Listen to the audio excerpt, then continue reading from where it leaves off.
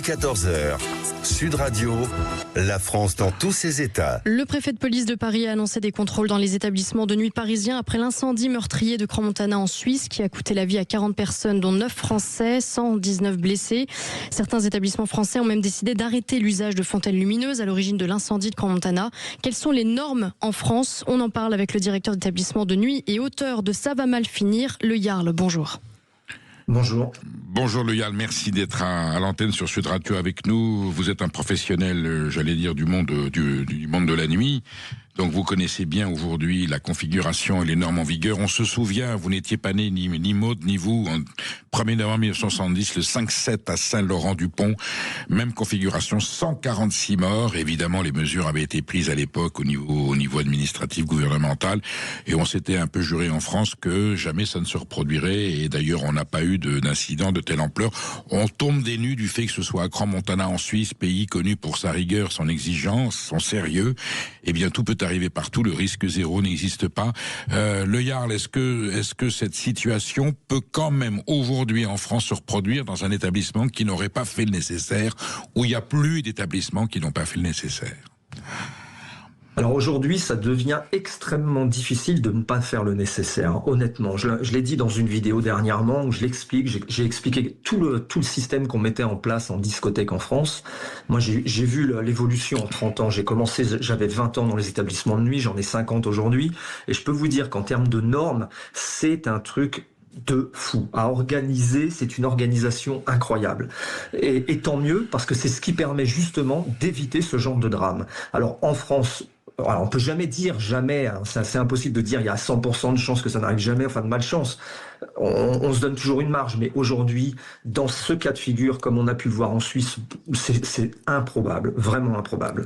Alors pour plein de raisons, hein, je les ai déjà données, mais toute l'organisation, les systèmes de sirènes sonores, le son qui se coupe, l'extinction de la musique, vous savez, c'est très important pour que les gens commencent à comprendre qu'il y a un problème et que le cerveau bloque pas, comme on a pu le voir justement suivre avec ces jeunes.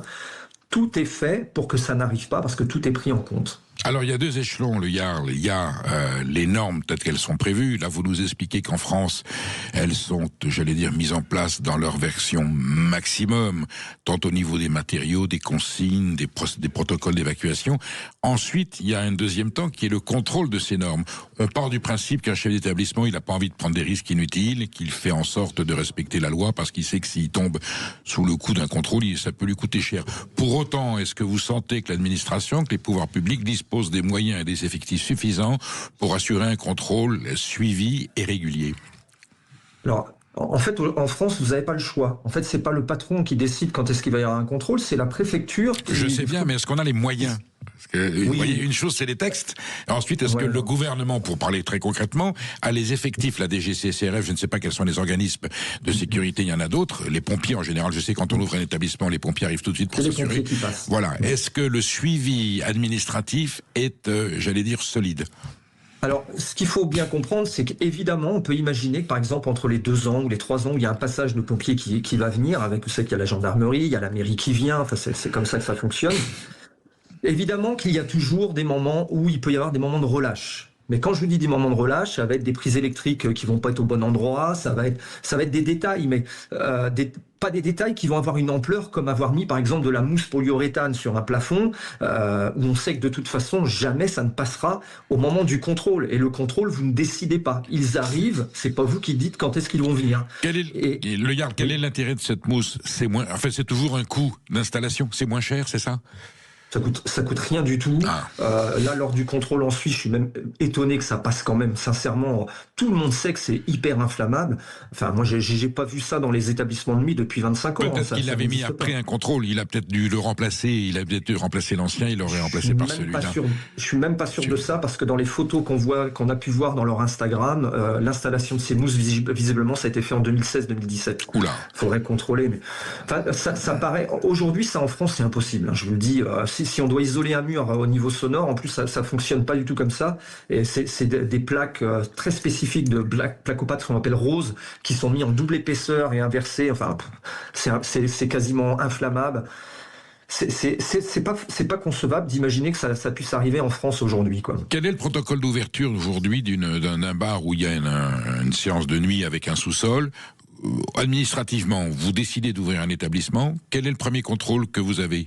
On disait tout à l'heure les pompiers à l'instant, oui, mais il y en a d'autres aussi. Oui, alors c'est bien ça, là, vous venez de dire la chose importante, vous parlez de bar. Et c'est bien ça le drame. En réalité aujourd'hui, ce qu'il y a d'intéressant de comprendre, c'est est-ce qu'il a été contrôlé en Suisse comme un bar ou est-ce qu'il a été contrôlé comme une discothèque?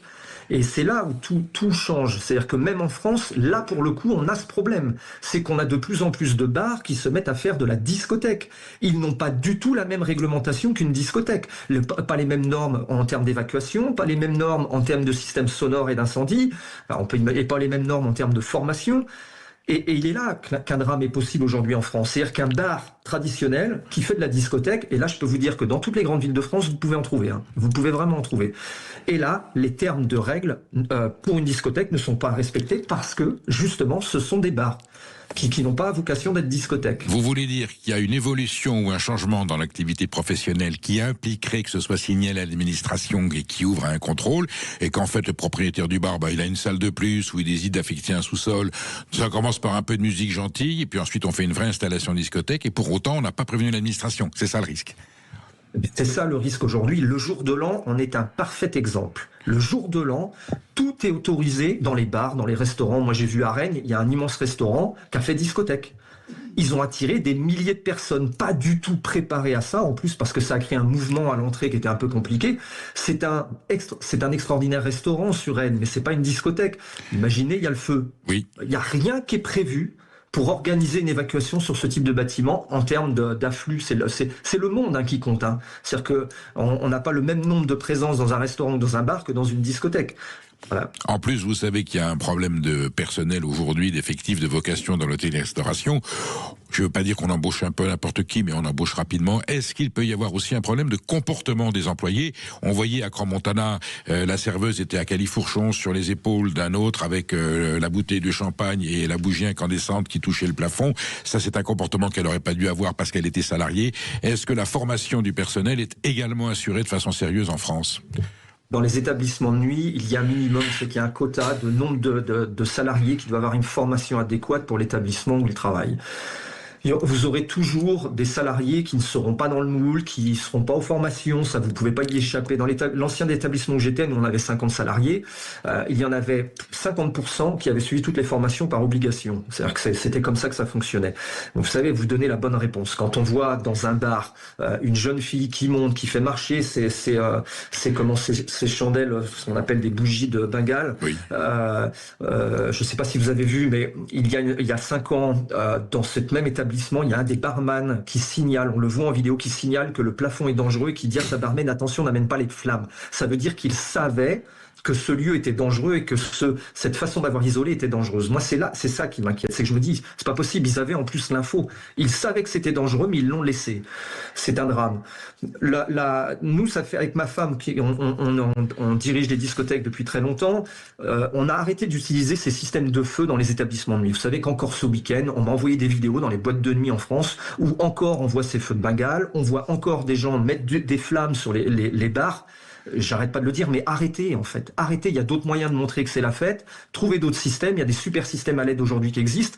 Samedi encore, j'ai reçu plus d'une 30aine de vidéos avec des barman qui inflamment un bar, qui mettent des flammes où il y a 30 cm, 40 cm de flammes sur un bar. Il y a quelques mois, il y a avec cette même solution, une dame qui s'est retrouvée brûlée à 80% sur le corps et qui a fini 3 mois à l'hôpital. Il faut arrêter ça. En fait, même si dans les termes comme les fameuses bougies dont on parlait tout à l'heure sont pas interdites dans les établissements de nuit, bon c'est bon, arrêtez quoi. Arrêtez d'utiliser ça. Nous, ça fait 5 ans, on n'a pas entendu un drame avec ma femme, ça fait 5 ans qu'on a banni ça, quoi. Bon, vous serez certainement entendu vu la tragédie qui s'est passée en Suisse. Merci Le Yarl pour votre témoignage et en tout cas vous nous confirmez qu'en France les normes et les règles sont sérieuses et généralement suivies. Voilà.